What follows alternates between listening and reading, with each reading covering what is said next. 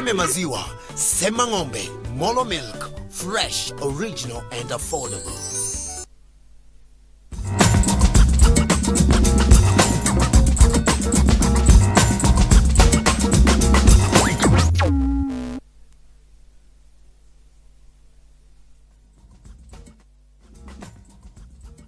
Of course, today we want to focus on Makueni. Okay, so a lot of things, of course, come into play. Controversy is, of course, so far surrounding the candidacy of Kathy Kilonzo as far as the senatorial race is concerned. That will be, of course, the bulk of what we'll be discussing today. There is also the candidature of the other guy, Philip Kaloki. Philip Kaloki as well. Who is supposed to be running in a different party from which He's registered. He's registered. So controversy surrounds all that, you know, Makueni politics, and that's exactly what we're going to talk about.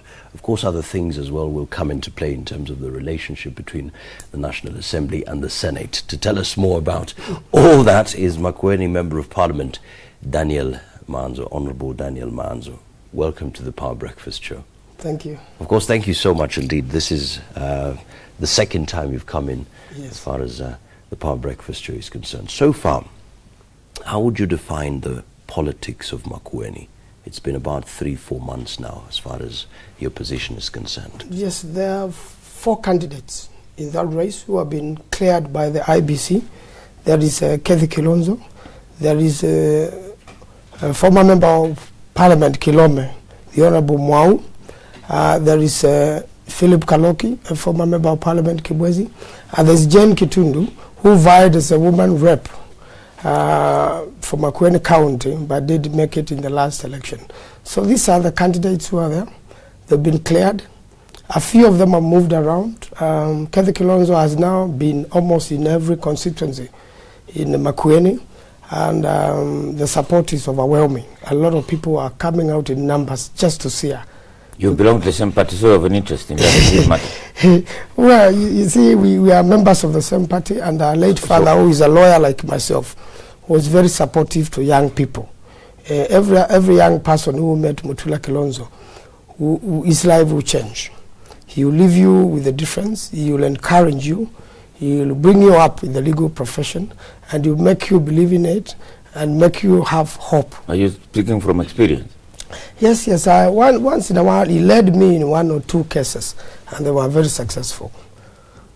Well, let's talk about Philip Kaloki and Kathy Kilonzo. Yes. They have issues. Yes. What are the issues? Today they are appearing in a tribunal at the Milimani Commercial Courts, where the IBC's tribunal sits. Under the allegation, from what I've read in the newspapers, because I've not seen the actual tribunal's papers, that the allegations that Kathy Kilonzo is not registered, the allegations that Philip Kaloki is running on a party which is not a member. Well, that means if you knock out those 2, then you are left with Yaron Maru and Jane Kitundu. That's what it means. And that means the whole game is going to change. It means Jubilee coalition and the CORD coalition may not have candidates. Yeah, they will not have candidates. If they are knocked out. Yes. On those bases. And but there are legal issues, as I told you. I'm an advocate of the High Court of Kenya. Tell us the case about Philip. What is the transgression of the alleged transgression? First of all, when unless there is a serious breach of law, when the IBC clears somebody and gives them a certificate, the returning officer is usually final, unless you have court process or judicial proceedings to change that position. Because the moment they clear somebody and they give them a certificate, then they become functus official. Their duty is done. So they cannot now come again, they themselves, and sit as a court and then nullify what they had cleared. So what the IBC doing now is... That means it means they have no jurisdiction. But since papers have been filed, it is good to hear the parties and maybe refer them to the right place, which under the new constitution, you know, Article 83 Articles 89, 88, 99. It's now a judicial process. They should go to court. IBC now should be allowed to conduct the elections. Then after the elections, whoever is not happy goes to an election court and prosecutes his case there. Yeah. After elections? After elections. Even if the nominations or the ratification by ABC, by the returning officer were wrong? You see, the moment the returning officer does his job, that's done. The job is done. He's already cleared the candidate. The paperwork has gone for printing. He's prepared an election as IBC. So I'm surprised for IBC to come again and sit over its own case. It means that you are prosecuting your own returning officer. Because there is an input. It means returning officer looked at certain things before clearing Professor Kaloki and before clearing Kethi Kilonzo. So the IBC may be taken as a surprise, may be controlled by other parties to its own detriment. And you know what the IBC does is very important. This is where the stability of a country lies. Because the moment the IBC is seen not to be conducting elections properly, the moment it seems to be incompetent with its work, then people will lose faith in it. At the moment they declare elections, just like we had 2007, you find the country goes into chaos. So whatever IBC does is very serious for the stability of a country. Just looking at the candidacy of Kethi Kilonzo, yes. There's Fidelis Mulinge from Athi River says, yes. I'd like to ask, do you think Kethi is fit for the seat, bearing in mind that it's her first time in politics? First of all, she's an advocate. She's a lawyer by profession. And from the time she prosecuted the court case at the Supreme Court, you could see her understanding of the Constitution and matters legal. And in fact, whoever practices law in election petitions understands the whole electoral process very well. First of all, you remember she was pushed by the people of Makueni, and she eventually accepted to be their choice. And again, I believe she's competent enough, because this is the most important thing in Senate now is devolution.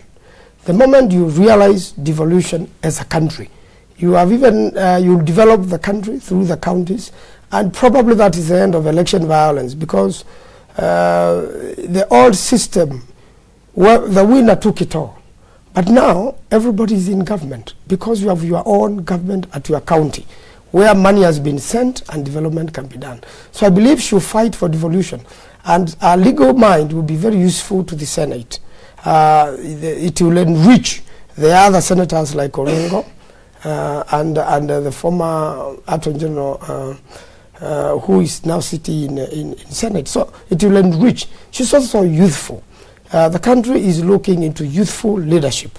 And I believe that it will be a springboard for her to assist not only Makueni County, but the country. But even the question is not fair, because saying because it's the first time, she's not the first person to be elected at the same time for the first time in politics. Yes. We have Murkomen, we have Kindiki. Kindiki, yes. Those are young lawyers yes. who are in the Senate, and they have not been in politics before.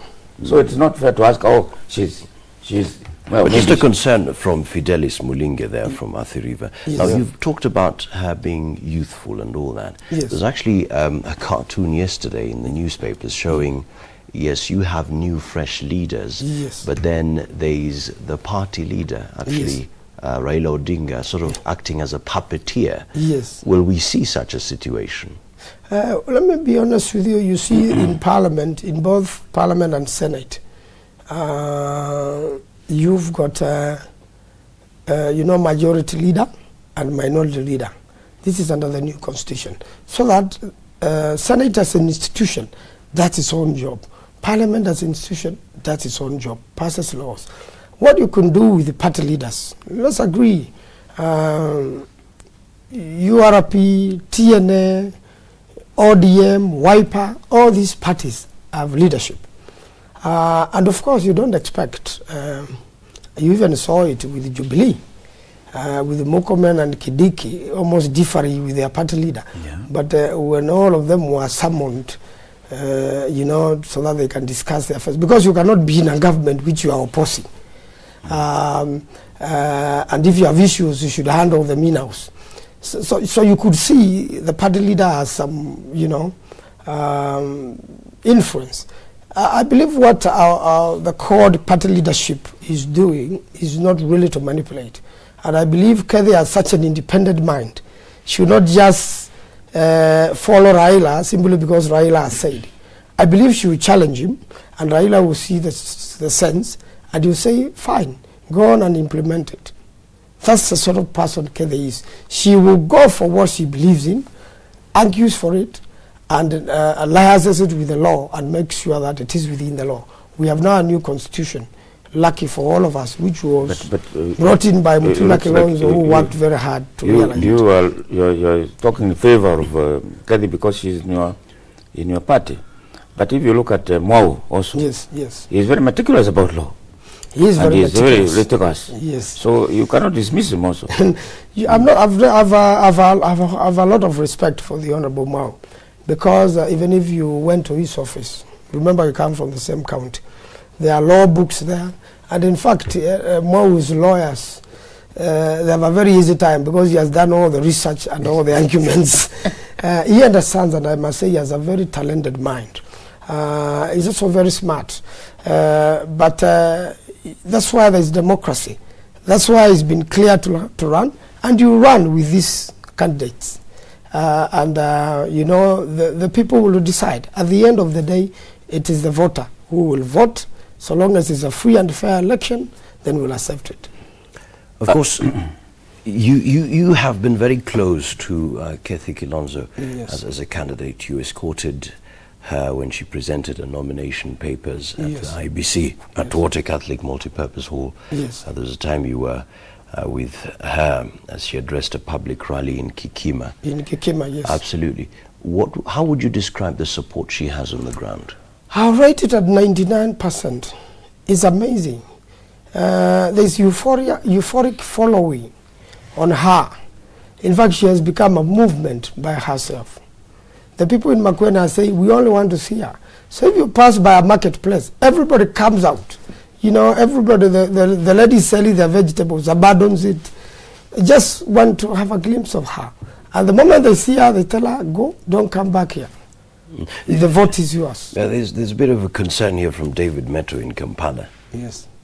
He says, do you think the people of Makueni are choosing Kathy because they think she's a leader, or it's because of publicity? First of all, it's not simply because she's Mutula Kilonzo's daughter. I believe she's our own person. The people came to admire her when she conducted the Supreme Court. They followed her reasoning, they followed her arguments. In fact, they never knew her before that time. They never knew her as such, but they saw that she could stand firm and argue with very senior lawyers. And, even if she didn't win the Supreme Court case, the people were with her. They heard her over radio. They saw her on television, those who have access to televisions. So there's something more they're looking in her other than just a mere name or be just a daughter of somebody who was very famous. Let me ask you, as a lawyer, why do you think there is that issue about her qualification to vie, that she is not a registered voter? Is it politics or is it? First of all, there are three ways you must find whether somebody is a registered voter. Yes. When we went to register as voters, you'll be told, you only need your ID card. So you just put your name there, it's taken up by the biometric system, and you go away. But because I knew I was going to be a candidate for my case, I insisted that I need an acknowledgement or some slip. And I was told it's not available today.